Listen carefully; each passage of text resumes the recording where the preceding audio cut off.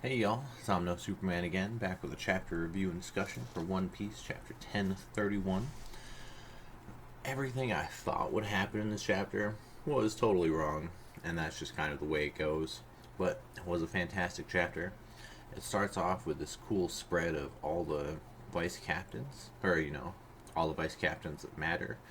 In my opinion, even though it's never been officially stated, this confirms per Oda that Zoro is in fact the vice captain, even though he's only ever been called that by Bartolomeo, I believe, at least. Yeah, it just looks sick. But we get right into it. Chapter 1031, The Warrior of Science. You got the Beast Pirates being shocked the Big Mom got crushed, stating that even she shouldn't survive it. But, obviously she does. Law asks Kid how long his power lasts for. Kid's like, I'm not going to tell you all my secrets. And then you see Big Mom stand up and throw the beams away.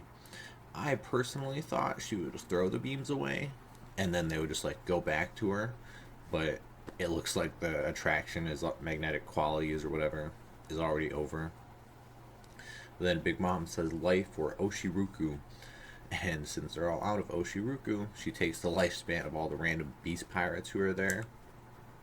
And it shows her giving life to all the steel beams. So now she has a bunch more homies who will help her out. It looks like steel beams and rocks, or rubble, however you want to word it. And then she does say that she takes 1 year of her own lifespan, because that'll be the only thing to strengthen her. And then she gets bigger. I want to say doubles in size, which is kind of ridiculous because she's already huge. But she states that they are impressive. This is the most pain she's felt in decades.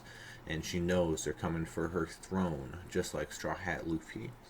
So she tells them, take it if you can. Prove you're worthy of being an Emperor of the Sea. That's sick. The scanlation I read did word it a little differently, but I actually like this one more. Because it kind of gives the impression that Big Mom thinks she may actually lose. And if she does, they'll become the new Emperor of the Sea. And that's awesome. Well, then you get little close-ups of Law and Kid. Law wants to learn more about the history. After everything he's been through, needs to learn more about the will of D. And Kid states, not going to hold back. Bring her down even if it kills me. And then, you just got some random fighting, stating the whole castle is a sea of flames. And then you got Yamato running through, stating there's so many soldiers, I gotta go through the cave chamber. And then that cave chamber is apparently where Apu's fighting Drake, because Drake did not agree to be his friend. And he does state that he knows how Apu's ability works. It activates through hearing, but it follows his line of sight. So as long as you can avoid his line of sight after he attacks, then you'll be good, which does make the power not nearly as good as we thought it was, but that's just the way it goes as time goes on. Apu's not worried because he has the 3 numbers on his side, even though they still haven't moved or done anything, even though they're already fighting. But then Yamato just crashes through the wall and comes right on in. And you got Apu wanting to get Yamato to come over to their side, which doesn't work. And then Yamato attacks Drake, thinking he's still a Topiropo, of course. And the very next, he states he's not, of course, but the next scene he gets thrown through a wall. So even though Drake was just defending, Yamato just crushed him straight through a wall. And then you have Fuga, one of the numbers, chasing after Yamato. Don't know why. It did state after Yamato said they also cut ties with Kaido. So either Fuga is all about Kaido and wants to help them, and now they know Yamato is against them, or Yamato and Fuga have previously been friends, some shit like that. I don't know. Then Apu wants the 2 other numbers, Ibi and Zagi, to help him get Yamato over to his side. Drake's like, nah, not happening. And then we go to the second floor where you got Nami and Brook running away from CP0 because they are right there. Brook states he saw him back in Dressrosa, but why are they here?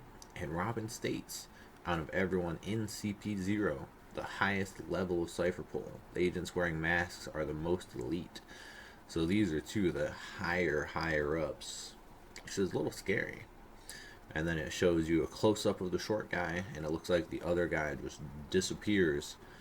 And that's all we have for that. So that's getting more and more dangerous. So I wonder what's going to happen. I don't want Robin to get captured. Yeah, I don't know.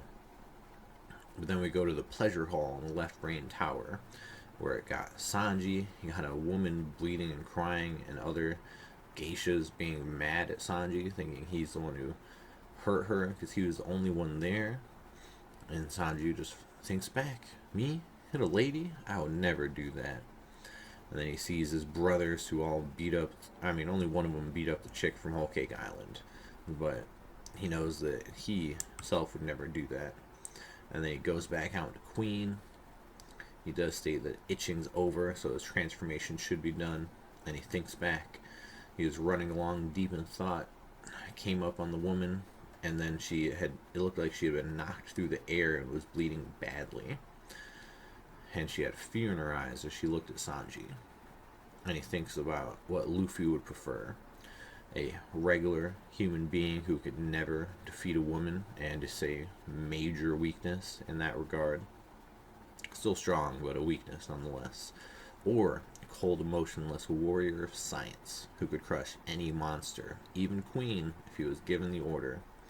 Which would be more useful to the king of pirates? He doesn't know, but he's made up his mind.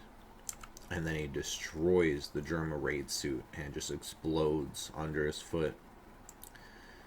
And then he says, farewell, Germa. Farewell, woman's bath. This fight I've got to end myself.